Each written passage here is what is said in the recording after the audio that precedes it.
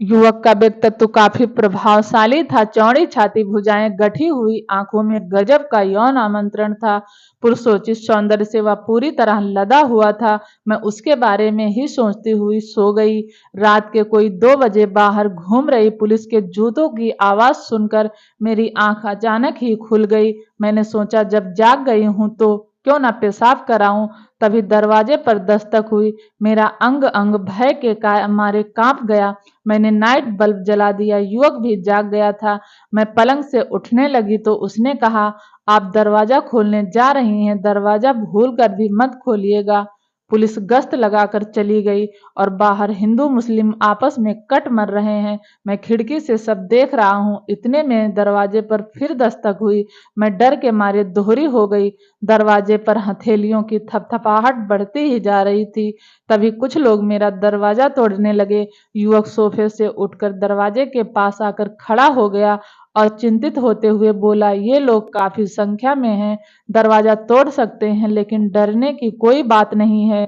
कोई हथियार है तो ले आइए। मैं दौड़ी दौड़ी बरामदे में आई और बांस की 2 मजबूत बल्लियां लेकर कमरे में आ गई। युवक ने उन बल्लियों को दरवाजे से लगाकर कहा, बल्लियां काफी मजबूत है, मैं इन्हें मजबूती से पकड़ कर बैठ जाता हूँ। युवक में आदम्य साहस और जोश था। दरवाजा टूट गया, लेकिन उसने बल्लियों को नहीं छोड़ा। पर भीड़ तो भीड़ होती है। बाहर से जोरदार धक्का लगते ही एक बल्ली उसके हाथ से छूटकर गिर गई। युवक पसीने पसीने हो गया। इसी बीच पुलिस आ गई तो दंगाइयों की भीड़ वहां से भाग गई।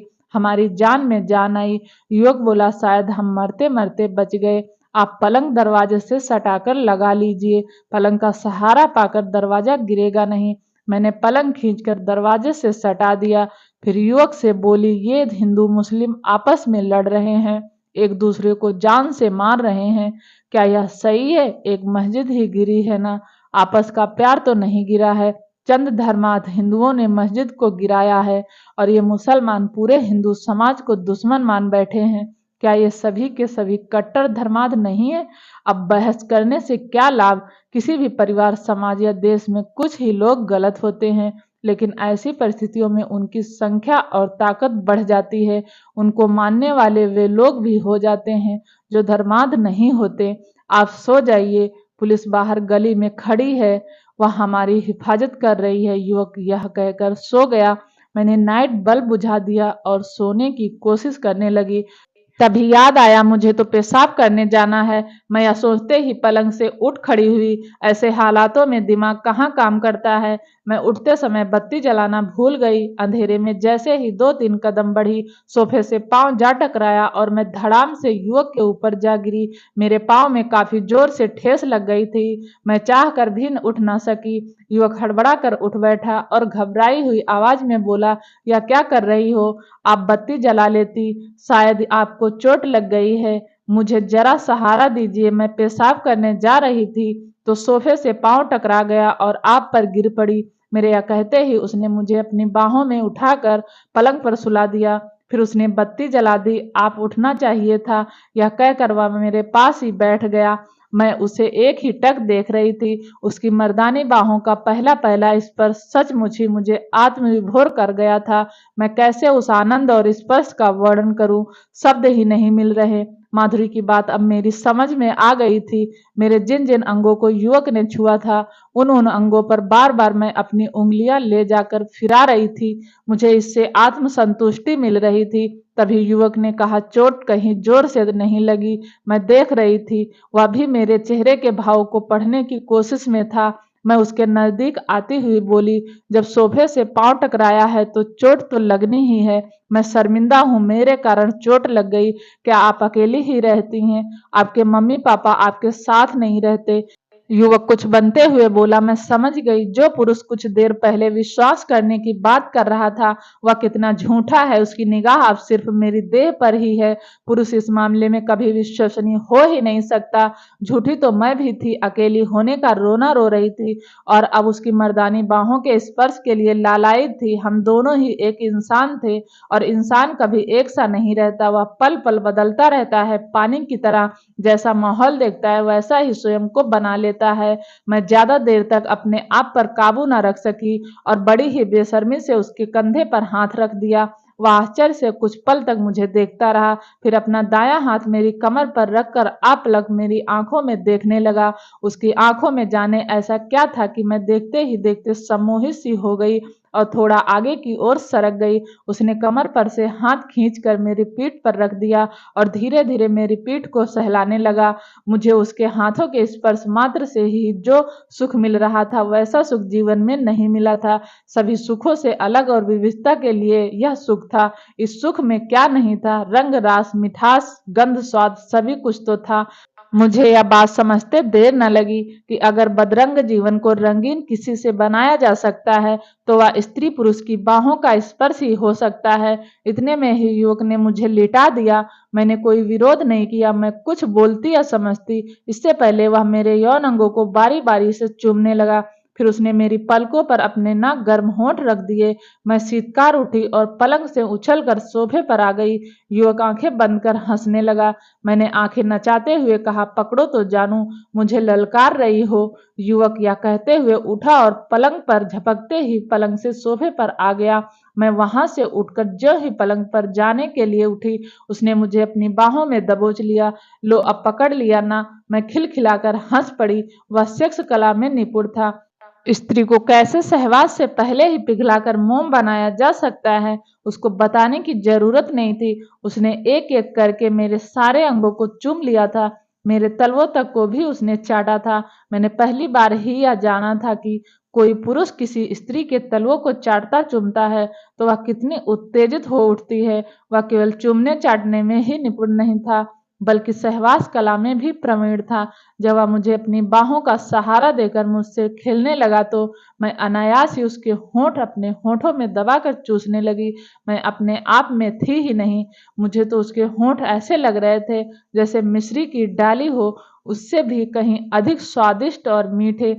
अब तक मैंने जो सहवास देखे थे वे तो कुछ भी नहीं थे, बस आधे अधूरे ही थे। इसी बीच युवक ने एक दबी आवाज में शीतकार ली और अपना सिर मेरे सीने पर रख कर दम लेने लगा। मैं पूरी तरह से संतुष्ट हो गई थी। अब रात भी कोई खास नहीं थी। युवक सोफे पर जाकर लेट गया। मैंने सेक्स को जिस रूप रंग और रस में भोगा था वहां वैसा था। हरी तीखी मिर्च तो सभी ने देखी होगी। उसको दांत से काटने के बाद आंखों में आंसू आ जाते हैं, जीभ में जलन सी होने लगती है, मुंह में पानी आ जाता है और फिर शुरू होता है सी सी करने का सिलसिला। सेक्स मिर्च की तरह तीखा तो नहीं होता लेकिन चरपरी मिर्च जैसी ही तासीर उसकी होती है। मिर्च सा चरपरा किंतु मीठा।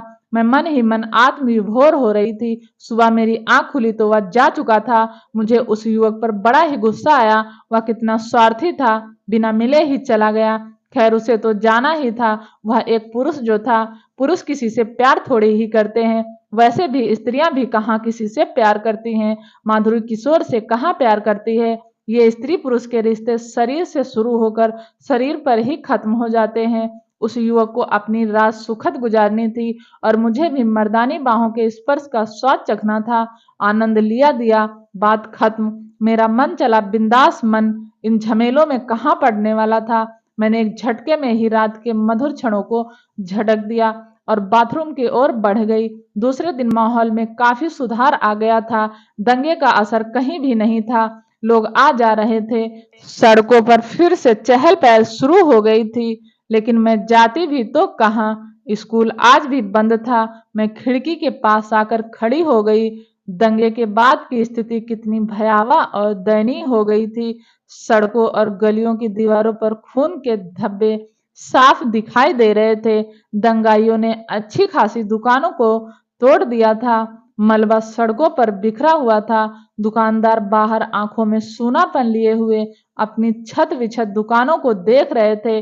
उनमें कुछ घायल भी थे। किसी ने सिर पर पट्टी बांध रखी थी तो किसी ने हाथ पांव में। या तो खुदा का शुक्र ही था कि हमारी कॉलोनी में मुस्लिम आबादी ज्यादा होते हुए भी अधिक खून खराबा नहीं हुआ था। इसका एक कारण शायद यह भी था कि हमारी कॉलोनी के मुस्लिम परिवार सुशिक्षित थे। शिक्षा धर्मांधता का नाश करती है, कट्टरपंथी बनने से रोकती है। यह मेरी अपनी मौलिक सोच थी। शायद उन्हें यह पता था कि मस्जिद गिराने की उपज धर्मांधता के हाथों ही हुआ है। मस्जिद को सारे हिंदुओं ने मिलकर नहीं गिराया है, बल्कि चंद धर्मांधों ने ही गिराया है। इतने में मेरी नजर सामने सड़क पर चली गई। सफेद रंग की गाड़ी हवा से बात करती हुई इधर ही चली आ रही थी। मैं समझ गई यह मम्मी की गाड़ी है। इतनी तेज गति से गाड़ी वही चलाती हैं। देखते ही देखते मम्मी की गाड़ी मकान के गेट के सामने आ खड़ी हुई। मम्मी ने आज अपने बालों का स्टाइल बदल रखा था। उसके होठों पर लिपस्टिक भी कोई दूसरे की शेड की थी। साड़ी भी उसके शरीर पर हल्के गुलाबी रंग की थी। मुझे यह समझते देर न लगी कि मम्मी के परंपरागत साज श्रृंगार और पहनावे में बदलाव वेदांत अंकल के कारण ही हुआ है। मैं सहसा ही बुदबुदा पड़ी। अपने मनपसंद साथी के मिल जाने पर व्यक्ति का जीवन कितना सार्थक हो जाता है। मम्मी का तो ये कायाकल्प ही हो गया था। पापा के लिए तो वह सजना संवरना ही भूल गई थी। तभी मुझे मम्मी के पैरों की आवाज सुनाई दे गई। वह बड़ी ही तेज गति से सीढ़ियां चढ़ रही थी। मैं दरवाजे में आकर खड़ी हो गई। मम्मी मेरे करीब आते ही बोल पड़ी, बेटी अकेली तुम घर पर थी, कोई दिक्कत तो नहीं हुई? मैं दंगे की वजह से नहीं आ सकी। मम्मी यह कहकर अपने कमरे में चली गई। मैंने उसकी बातों का कोई जवाब नहीं दिया। मम्मी शायद थकी हुई थी। कपड़े चेंज किए बिना ही पलंग पर निढाल पड़ गई और देखते ही देखते खर्राटे भरने लगी। मम्मी के आने के बाद भी मैं इतने बड़े मकान में अकेली ही थी। मेरी आंखों में आंसू आ गए। मैं यह सोचने पर मजबूर हो गई कि स्त्री पुरुष जब सिर्फ सेक्स के लिए ही जीने लगते हैं तो उनके लिए सारे रिश्ते गौड़ हो जाते हैं। वे कितने खुदगर्ज और अवसरवादी हो जाते हैं। उनका सोचने का दायरा कितना छोटा हो जाता है। मम्मी पापा अपनी दुनिया में ही सिमट कर रह गए हैं। घर में एक युवा लड़की भी है, इसका एहसास तक भी उन्हें नहीं है। यह सोचते सोचते अचानक ही मुझे ध्यान आया कि आज मुझे मधु के घर जाना है और मैं तैयार होने लगी।